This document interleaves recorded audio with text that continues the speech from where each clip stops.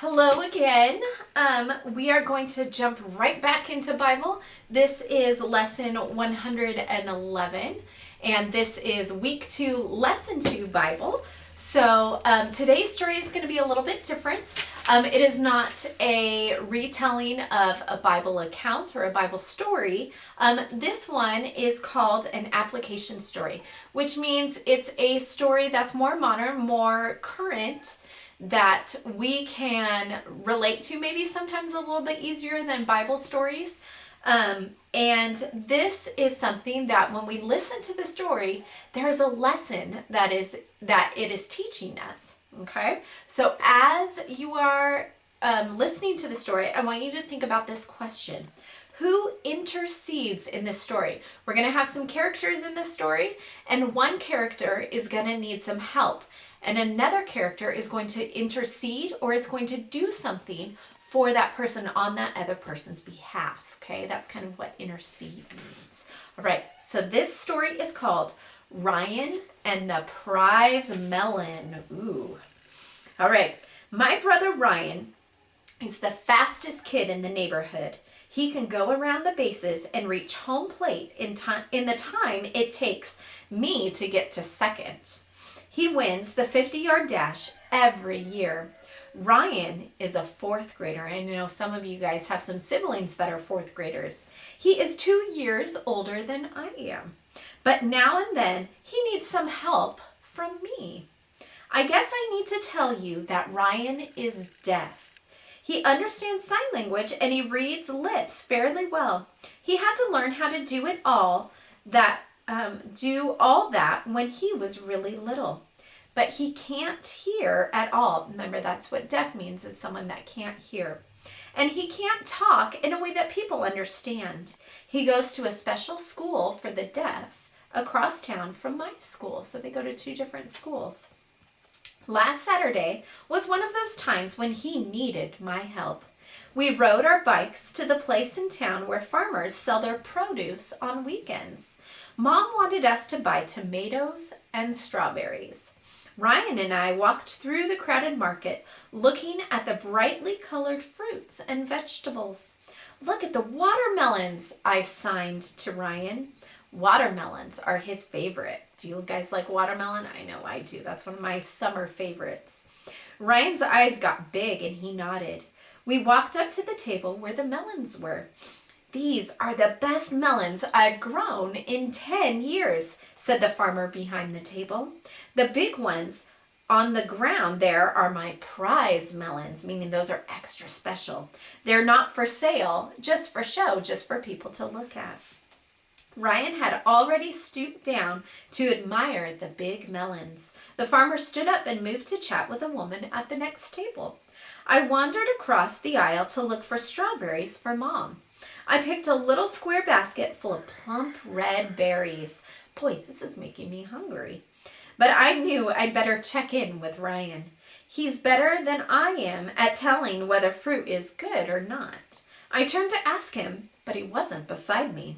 I glanced across the aisle just in time to see Ryan picking up one of the farmer's big display melons. He was smiling and looking around for me. Remember, these are the melons that aren't for sale, right? I put the berries down and hurried across the aisle, but the melon farmer got to Ryan first, and I could tell by his face that he was not happy. He grabbed Ryan roughly by the shoulder and spun him around. What do you think you're doing, kid? His voice was loud and stern, and he was pointing his finger in Ryan's face. I told you those melons weren't for sale. Mister, I said, but I was too late. Ryan's shocked expression turned to fear, meaning now he's afraid. The farmer gave his shoulder a shake, and the jolt made him drop the slippery melon right onto the farmer's boots. Uh-oh, do you think it broke? The melon split open, and pink juice dribbled out in a little stream on Ryan's tennis shoes. Ryan took one look at the farmer's angry face, and then he ran. Up the aisle he went, dodging kids and parents. The farmer took off after him. No, I shouted, you'll never catch him. Mister, just let me tell you. But the farmer didn't listen. There was nothing for me to do but chase along behind both of them. I ran, gasping for breath, trying to keep the farmer's back in sight. Remember, his brother is really, really fast, right? I don't know how long the chase would have lasted if Ryan hadn't tripped over the wheel of a baby stroller and sprawled out onto the pavement, so he fell. The farmer ran up to him and stopped, and I ran into the farmer's back. "Mister," I said between gasps for air, "my brother wasn't trying to steal your melon.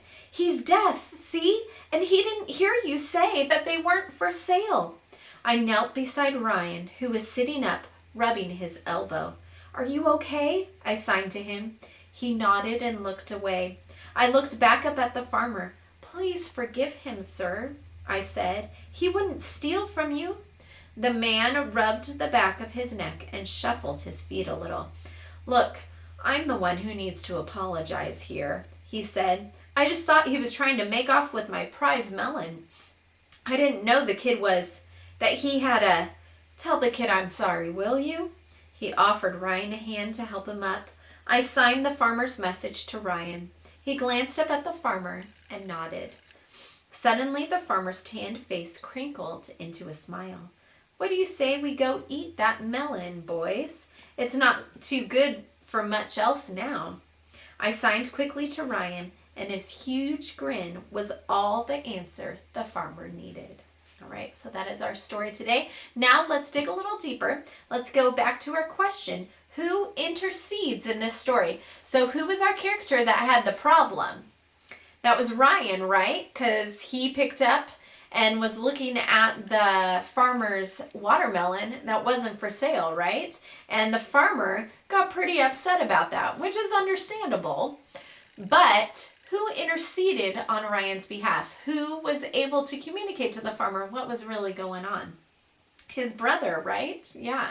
So he spoke on behalf of his brother Ryan because Ryan couldn't speak for himself or communicate to this farmer in a way the farmer could understand, right? Yeah. So think about how Ryan's brother, remember the second grader, is like Christ, our mediator. Remember what Christ has done for us, right? So we have sinned. We fall short of having a relationship with a perfect and holy God. And there's someone who intercedes, who speaks on our behalf, who has done what we cannot do in order to bridge that relationship. Who was that person? Jesus Christ, right? Yes. So, like this story, Ryan's younger brother is a lot like Jesus in that he intercedes for us who we need help, right? We can't communicate. We can't have a right relationship with God, who is perfect, because we are not, without Jesus first interceding and dying for us. All right. So, now, let's go on to our activity page that 164.